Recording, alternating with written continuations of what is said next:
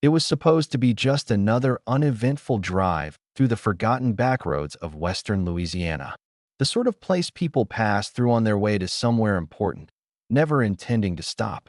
For Brigadier General Regina Cole, the drive had been routine, a necessary detour between classified briefings and high-level meetings. She was alone, as always preferred, piloting a rented SUV through sleepy towns dotted with aging gas stations and bent stop signs. No security detail, no convoy, just her and her encrypted phone. Regina had a confidential briefing scheduled that afternoon at Maxwell Air Force Base in a narrow window to finalize a sensitive directive with the Pentagon. Her career was a roadmap of precision, nothing late, nothing sloppy. So when her signal dropped suddenly outside a worn, sun-bleached town called Hollow Creek, she pulled into the first structure she saw, an old fuel stop with a crooked sign that read, Nelson's Service Mart, Gas, Bait, and Ice. The lot was cracked and patched. A rusted soda machine leaned against the side wall. Pickup trucks idled beneath the shade of dying oaks. Men in camouflage jackets stood smoking, spitting tobacco, telling stories about big fish and old girls. Regina parked near the edge of the lot, away from the entrance, and stepped out in jeans, sneakers, and a nondescript navy jacket. Her dark curls were tucked into a cap, pulled low. Nothing about her appearance signaled who she was. Intentionally, she carried herself like someone with purpose, but not the kind of purpose that people in towns like Hollow Creek welcomed without suspicion. From behind the counter inside, Gladys Boone narrowed her eyes. 60-something and built like a dried corn stalk, she had run Nelson's for over 2 decades, inheriting it from her father and running it the same way he had, with equal parts paranoia and prejudice. She saw Regina the moment she stepped out and immediately picked up the old beige landline. Hollow Creek PD, she whispered. Yeah, I've got a situation. Some woman's out by the pumps, dark skin, acting suspicious, talking to herself. Looks like she's on drugs. Y'all better come see about it. She hung up before they could ask more. Regina remained focused on her call, pacing slightly to maintain the best signal. Command, this is General Cole. Confirming authentication code. Proceed with update. The Pentagon voice began speaking at once. Secure data flowed fast. Classified troop movements, imminent directives, target zone operations. She didn't know that 2 officers had already left the Hollow Creek station, sirens off but lights on, bored and eager for excitement. Deputy Troy Beckett was first to step out when they arrived, mid-30s, with a crooked grin and a neck sunburned from years in the Louisiana heat.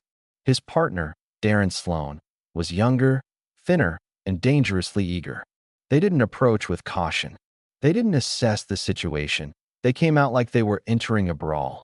Regina noticed them immediately. How could she not? The gravel crunched under their boots like warning shots. She lowered her phone slightly, her mind still on the directives, but her posture straightened. She recognized the energy immediately. It was the kind you learned to feel when you'd spent a career breaking ceilings in combat zones and boardrooms alike. Her voice was calm, sharp with control. Good afternoon, officers. How can I assist you? Let's see some ID.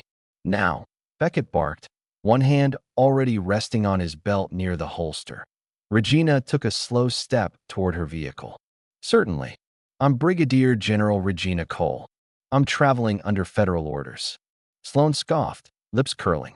That right? A general? He chuckled. Let's see it.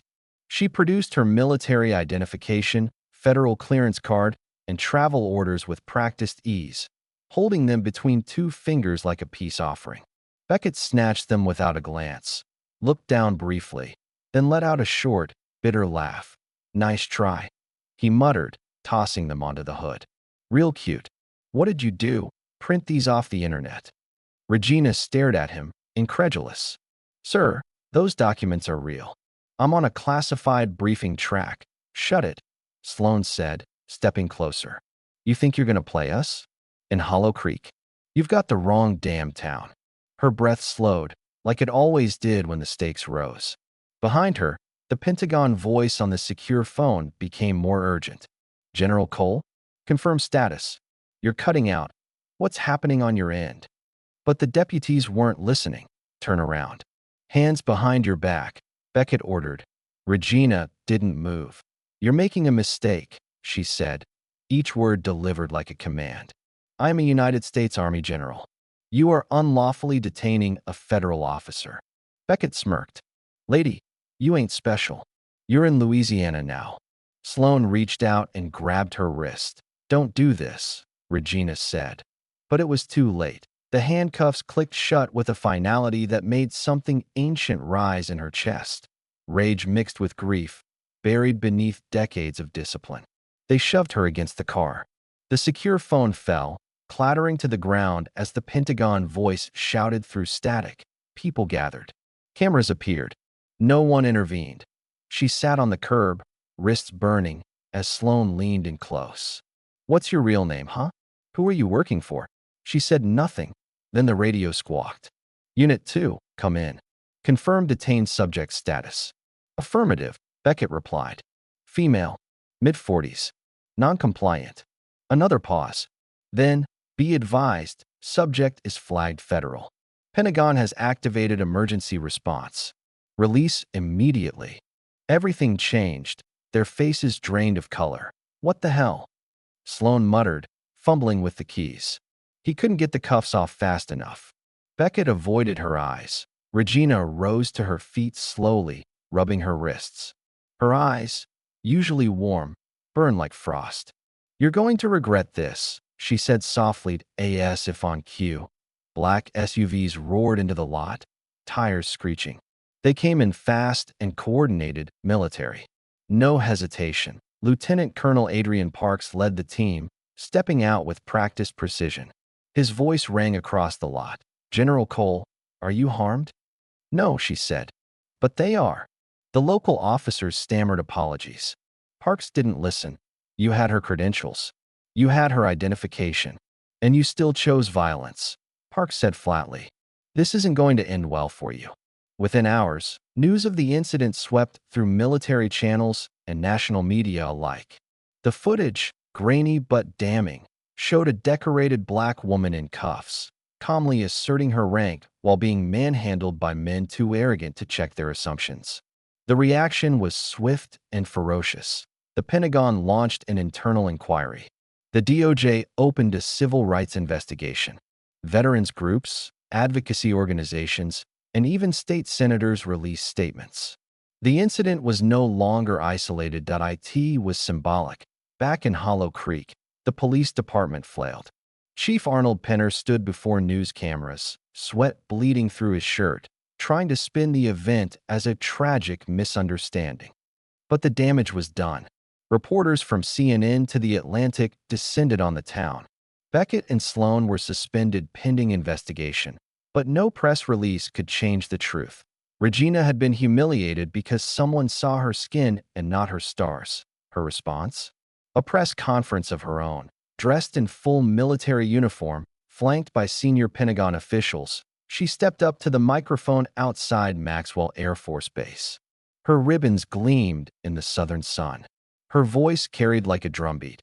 I am Brigadier General Regina Cole, she began.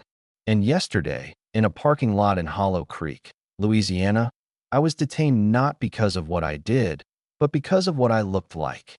A hush fell over the reporters. She continued, I will not accept an apology that comes wrapped in excuses. I don't want pity. I want policy. I want accountability. Not just for me, but for every person who has ever been presumed guilty because they didn't fit someone's picture of what authority looks like. By the time she stepped down, the silence had become applause. The fallout was immediate. Both officers were terminated. Gladys Boone's store was shuttered after a boycott drained it dry. The Hollow Creek Town Council faced public hearings. The DOJ classified the case as a federal civil rights violation. And Regina? She received personal apologies from the Secretary of Defense and the President of the United States. But she didn't need the headlines. She needed change. She returned to her post, sharper than ever. Her team grew. Her influence deepened. And within a year, She was appointed to a new joint military-civil commission on equity and law enforcement interactions with service members. She didn't just survive injustice. She rewrote the battlefield.